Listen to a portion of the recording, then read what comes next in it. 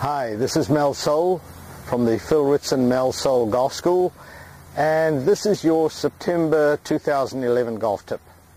And one of my students recently mentioned that there is nowhere on my golf tips that talks about the grip, and I said, you know, I think there is, and I went and looked, and yes, back in 1997 I did talk about the different types of grips, the overlapping, interlocking, and 10-finger grip. But I didn't really talk about placing the hands on the club.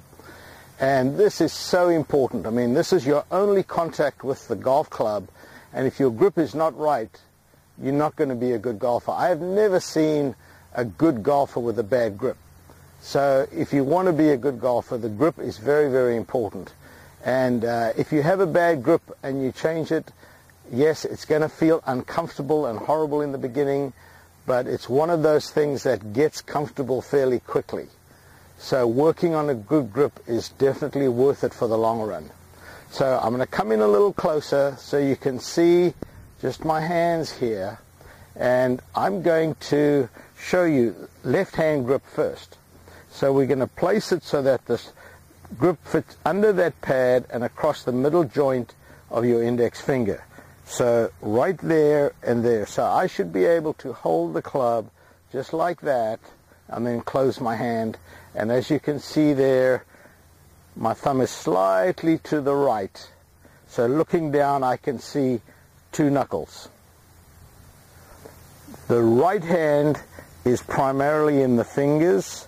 And of course, here again, we have the overlapping, the interlocking, and the 10-finger.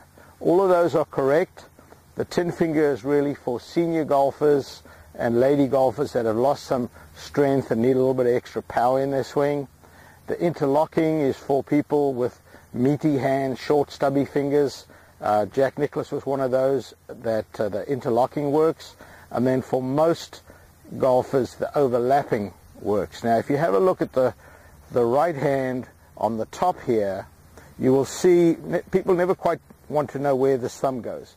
Your right thumb fits just half on and half off the grip, and that actually helps support at the top of the backswing. If it's off like that, there's going to be movement. If it's on like that, I'm going to tend to cast. So I want that finger just there like that.